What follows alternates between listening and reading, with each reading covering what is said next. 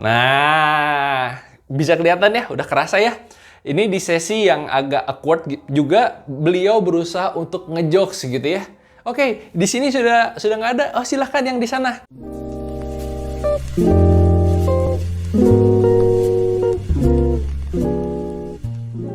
Halo, ketemu lagi di segmen Berdiri. Belajar dari ahli. Ini adalah segmen dari belajar public speaking untuk kita bisa belajar dari para ahli orasi atau orator gitu ya. Nah, kita akan belajar dari tokoh-tokoh yang memang sudah hebat, sudah terbiasa dalam public speaking. Dan episode kali ini adalah salah satu calon presiden juga, ada yang ngomong gitu ya. Tapi beliau adalah Gubernur Jawa Barat saat ini, yaitu Bapak Ridwan Kamil. Udah nggak perlu diragukan lagi ya, kalau Bapak Ridwan Kamil itu apa ya, gaya bicaranya santai, pakai banget gitu ya. Tapi di sisi lain dia juga adalah seorang gubernur, jadi dia bisa bicara secara formal. Nah, di kesempatan ini kita akan belajar dari beliau di sebuah, bisa dibilang bukan orasi gitu ya, bukan sebuah pidato, tapi ini adalah sebuah sharing gitu ya, di sebuah komunitas di luar negeri gitu. Dan ini bisa dibilang non-formal karena beliau ya, ini ada orang sedang berkumpul dan dia sharing. Seperti apa videonya, kita belajar. Assalamualaikum warahmatullahi wabarakatuh. Selamat malam, salam sejahtera. Senang bisa berada di sini. Hujannya mirip-mirip di Indonesia lah ya, jadi feel like home sedikit. Nah, tentu Bapak Ridwan Kamil ini di acara yang ya sebenarnya sederhana, tetapi kita harus selalu mengucapkan apa kabar, assalamualaikum, salam sejahtera. Itu adalah hal yang sangat biasa ya untuk orang kita, untuk orang timur bisa dibilang. Kita menyapa dengan ketimuran kita menyapa dengan salam. Jadi tidak ada salahnya kamu untuk melakukan salam setelah kamu melakukan berbagai pembukaan gitu ya. Kita lanjutkan. Saya menyiapkan presentasi bos saya, orang Amerika bule. Pas hari H, sudah siap-siap Bu. Semua klien-kliennya siap. Saya datang duluan karena bos saya datang dari San Francisco, saya dari Hong Kong ke Beijing. Ditelepon sama bos saya, Ridwan, I cannot make it, there is a trouble, bla bla bla. Intinya I cancel the flight gitu ya. Pak, ini gimana, kan saya cuman asisten sorot PowerPoint gitu ya, cuma harus bicara sih.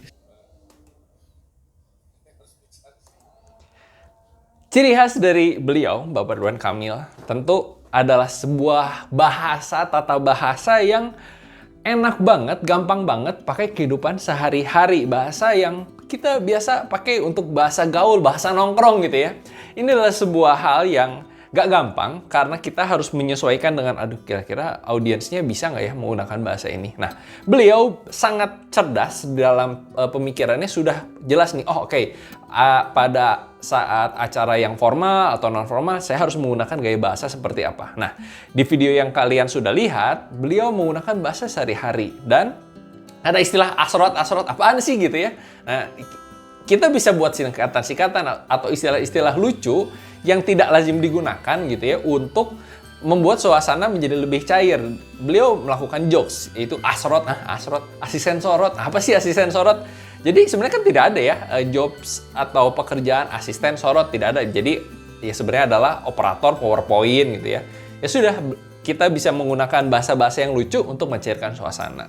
Dan yang jelas, beliau, Bapak Ridwan Kamil, menggunakan body language yang bagus, menggunakan gerakan yang bagus, telepon gitu ya, semua kayak gitu. Nah, itu adalah gerakan yang bisa kamu gunakan untuk mencairkan suasana dan juga membuat presentasi kamu menjadi lebih menarik. Jadi kita dorong orang dari tengah, pasukan kan bergerak. Yang keteteran saya tarik juga, sehingga semua rombongan ke bawah. Apa artinya? Artinya setiap hari setengah waktu. Seperti kalian lihat di video ini, para peserta itu posisinya duduk.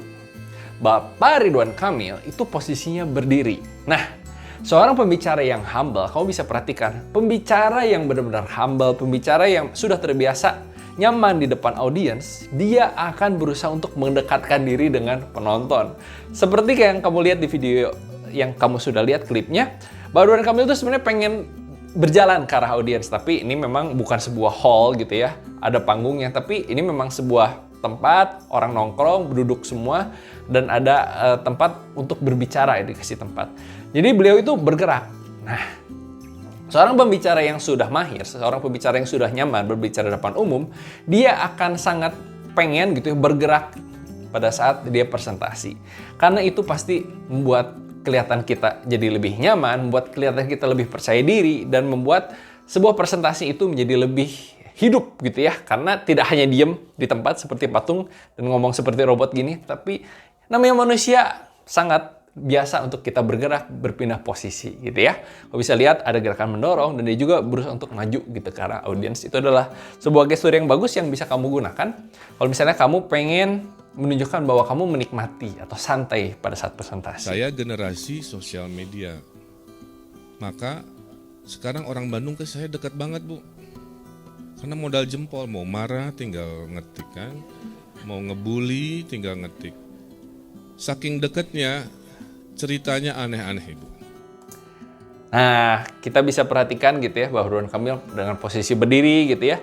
Dia cerita, oh ya deketnya seperti apa. Pada saat kita presentasi, kita harus selalu memberikan contoh.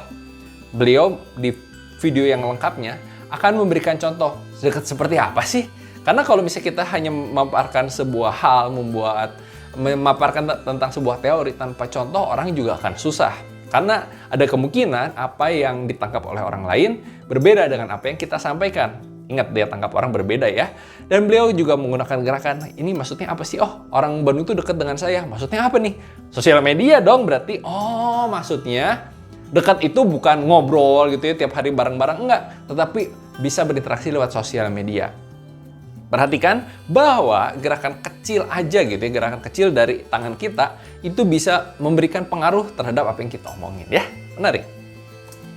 Jadi pemimpin itu jangan takut dibully. Makanya saya bilang, kalau mau jadi pemimpin harus sabar tingkat dewa. Nggak kerja diomongin, kerja disangka pencitraan.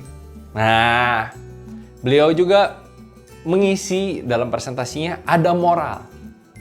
Jadi seorang pemimpin itu jangan takut diomongin gitu. Nah, ingat, sebuah presentasi itu kita bisa ya, presentasi ilmiah gitu ya, membagikan suatu hal, suatu ilmu, suatu teori gitu ya.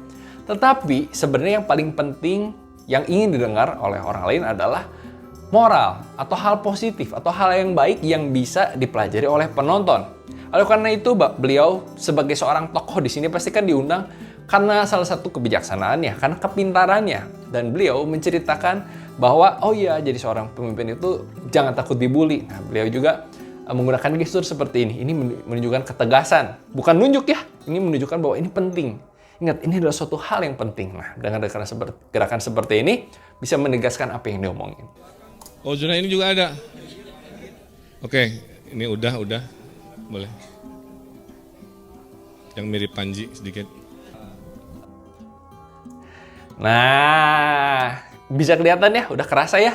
Ini di sesi yang agak awkward juga beliau berusaha untuk ngejokes gitu ya. Oke, di sini sudah nggak ada. Oh, silahkan yang di sana. Ini adalah gestur yang bagus. Jadi pada saat ada orang yang bertanya, kita bisa mempersilahkan. Bukan nunjuk, ya kamu yang ada di sana. Wah, itu nggak sopan ya. Tapi kamu bisa begini. Ya, mempersilahkan. Ingat, tangan di bawah adalah tangan yang sopan, tangan yang mempersilahkan merendahkan diri. Seperti kita meminta gitu ya, silakan, saya meminta pertanyaan dari Anda. Padahal yang pengen nanya kan orang itu. Kita nggak ditanya juga, nggak apa-apa. Nah, makanya gesturnya adalah bagus ya, silakan kamu yang ada di sana. Gitu ya, beliau dengan berdiri, dan juga ada jokes ya gitu. Wah, kamu yang mirip Panji. Wah, maksudnya apa sih? Kok mukanya dimirip-miripin gitu kan? Ya udah, bercandaan aja, lucu aja. Tadi pertanyaannya, industri kreatif mau dibawa kemana? Karena saya arsitek. Kreativitas itu bukan karena pendidikan, it's a gift. Imagination is a gift. Makanya Einstein bilang imagination is more important than knowledge, kan begitu. Nah, beliau bercerita tentang kreativitas gitu ya, dan gerakan tangannya ini sangat terbuka Oh iya, kamu harus perhatikan ya, seorang pembicara itu gerakan tangannya terbuka. Nah, gerakan tangan terbuka ini menunjukkan gestur bahwa kita terbuka terhadap kritik, kita terbuka terhadap pertanyaan, dan kita juga membuka ilmu kita. Ini kan vulnerable ya, maksudnya vulnerable itu lemah lah, bisa untuk dilihat apa adanya, terbuka saja. Beda dengan gini, oke, saya ingin kalian bertanya, ini tertutup. Bapak Ridwan Kamil posisinya berdiri gitu ya, walaupun berdiri beliau juga sangat terbuka ya. Yang namanya ilmu, yang namanya hal itu adalah hal yang biasa gitu ya. Dan yang menarik adalah kamu sangat bisa menggunakan yang namanya quotes atau pepatah, di mana pepatah itu bisa kamu sisipkan di dalam presentasi kamu. Nah, pepatah itu bisa menguatkan pernyataan kamu. Pada saat di video ini, Bapak Ridwan Kamil ngomongin tentang kreativitas. Tapi kan kalau misalnya ngomongin kreativitas doang, kita sebenarnya udah yakin ya. Beliau kan emang seorang arsitek gitu ya. Dengan karyanya yang sangat banyak sekali. Tetapi yang menarik adalah sebenarnya dia nggak perlu ngomong tentang Albert Einstein, kita juga udah percaya. Toh kita bertanya kepada dia gitu ya. Tetapi beliau menggunakan quotes atau kutipan dari Albert Einstein. Nah, kutipan tersebut akan menguatkan pernyataan kita bahwa ada deh dasarnya bahwa apa yang saya ngomong itu nggak cuma kata saya doang, tetapi orang sehebat Albert Einstein pun mengatakan hal yang sama ya. Saya juga ngajak, kalau saya bisa, anak diaspora, kamu-kamu suatu hari yang muda-muda juga bisa. It's a matter of determination aja ya, bahwa Indonesia bisa keren dengan cerita-cerita yang saya sampaikan. Terima kasih, hatur nuhun. Nah, tentu dalam sebuah presentasi yang bagus, dalam sebuah presentasi yang menarik, dan ini saya juga sangat mengapresiasi bahwa beliau memberikan encourage gitu ya, memotivasi para anak muda diaspora di sana ya, para warga Indonesia yang ada di luar negeri untuk ikut, untuk bersemangat, untuk menjadi orang Indonesia yang luar biasa. Walaupun posisinya ada di luar negeri, bukan di tanah air. Dan hal-hal yang seperti ini sangat bagus untuk menutup dari presentasi kita. Karena jangan sampai gitu ya, presentasi kita itu bingung. Tadi kita bisa belajar apa ya? Hal apa yang bisa saya pelajari gitu ya? Hal apa yang bisa saya ikut lakukan dalam kehidupan saya dengan saya menyaksikan presentasi atau sharingnya beliau gitu ya. Oh, maksudnya beliau memotivasi supaya kita juga bisa ikut maju. Nah, yang namanya orang kan kadang-kadang tingkat penangkapannya berbeda. Makanya kita harus ngasih, di ending tuh ngasih review lah. Ngasih apa sih inti dari presentasi saya selama 1 jam ke belakang gitu ya. Supaya orang lebih paham. Oleh karena itu, kita bisa menyimpulkan. Jadi kalian harus tetap bersemangat, harus memiliki determinasi bahwa saya bisa, kalian juga bisa ya. Menarik, ini adalah sebuah video singkat dari Bapak Ridwan Kamil dan kamu bisa terus belajar tentang teknik-teknik public speaking dari para ahli atau orator, para tokoh-tokoh Indonesia yang terkenal dengan gaya bahasanya masing-masing. Terserah, nggak ada yang paling bagus karena setiap orang itu ada seleranya. Ada yang suka berbicara cepat, ada yang suka dengan penuh banyak jokes gitu ya. Tapi banyak jokes juga ada yang nggak suka. Kembali lagi, setiap orang pasti punya selera masing-masing, tetapi yang namanya public speaking itu pasti ada rules-nya, pasti ada guide-nya. Dan kamu sedang belajar guide-nya di Belajar Public Speaking di segmen Berdili. Sampai ketemu di video selanjutnya. Oh iya, ngomong-ngomong sebelum kamu tutup video ini, kamu bisa komentar juga kira-kira kamu bisa belajar apa ya dari video Bapak Ridwan Kamil. Karena pasti ada yang miss nih dari saya sebagai mentor kamu di sini, memperhatikan tentang apa yang bisa kita pelajari. Oleh karena itu, terus belajar dan kita akan belajar lebih banyak dari tokoh-tokoh yang lain di video selanjutnya. Bye-bye.